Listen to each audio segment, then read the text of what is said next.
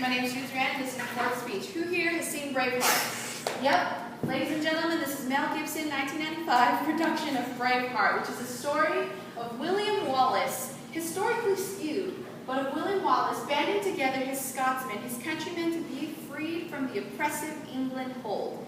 Now, you and I are a lot more like William Wallace than you give yourself credit. We're all on a journey to overcome something. We're all on a quest for freedom, something to overcome. And I myself have a thing or two to share about overcoming, you know.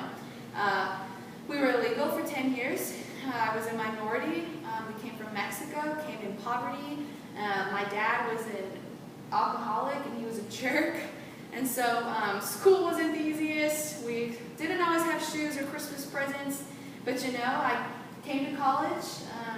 According to the 2011 FBI statistics on gangs, I'm in a gang area. And guess what? I wasn't in a gang, didn't get pregnant, and didn't drop out of school.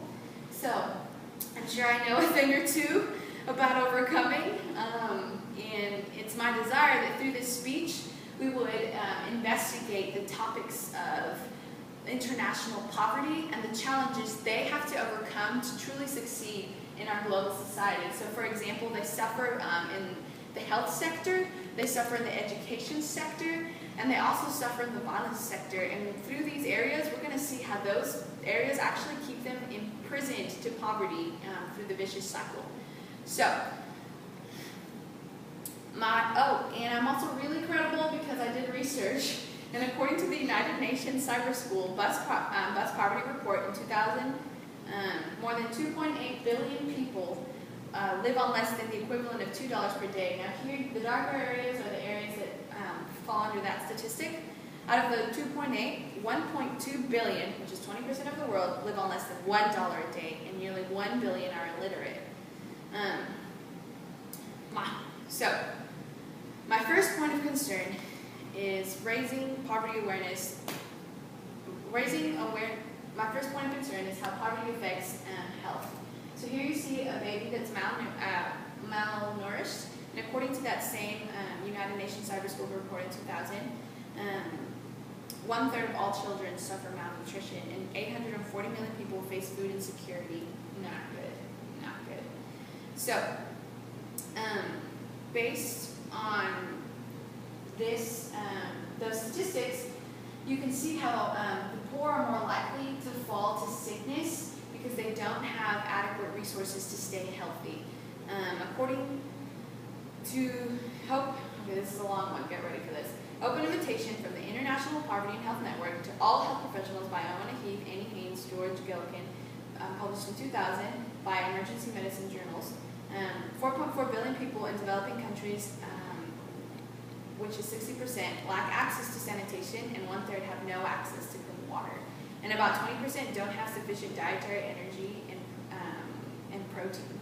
So basically, these poor people that are working long hours, eating less, don't really have a way to stay healthy, so they get more sick.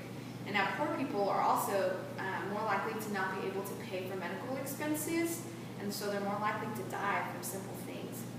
That same study that same article released by the Emergency Medicine in 2000 says that out of the 4.4 billion people in developing countries, 20% lack access to health care of any kind at all. So, I mean, if these people have no energy to physically overcome poverty, how will they ever break the cycle? And so that leads to my second point. Poverty sadly affects educational status.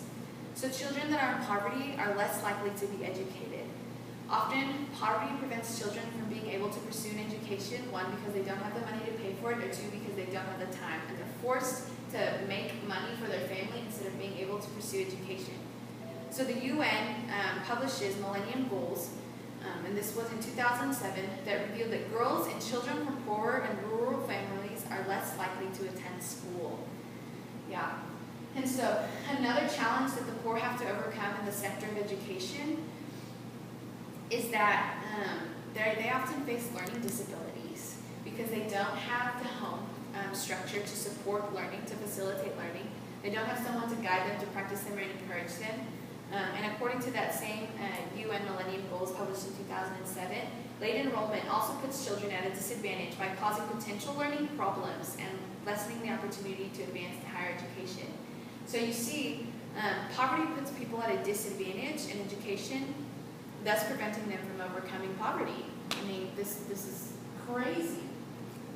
So that's a teacher in the jungle just, making do with what they can, like teaching under a tree. So the last sector that correlates strongly with poverty is violence. And so according to the World Bank, which is a world-renowned organization, 1.5 billion people live in conflicted countries, according to the World Bank's research, which basically means 1.5 people live in war zones.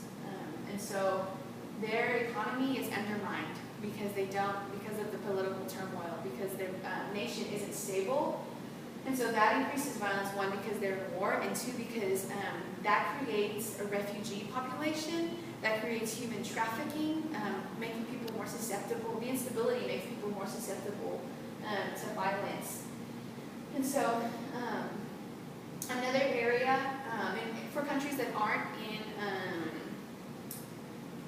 in a war zone, countries such as Uruguay, according to Agustín Cano Meñón, who published an article in 2014 titled Dangerous Poverty Analysis of the Criminalization Process of Poverty in Youth in Uruguay and the Challenges that this process presents to community psychology. So basically, Mr. Agustín found out that within Uruguay, people are deeming the poor as dangerous, and so they're acting dangerous and condemning them to only being able to live that lifestyle.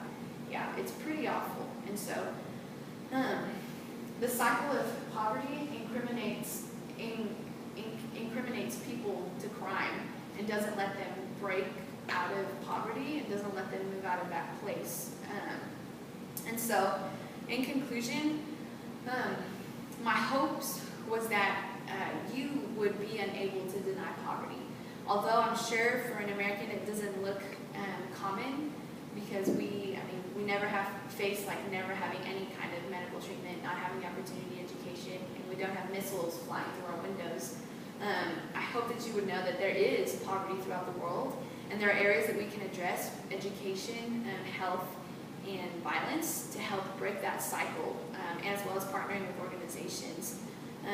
So, in the words of William Wallace, when he tried to convince his countrymen, he said,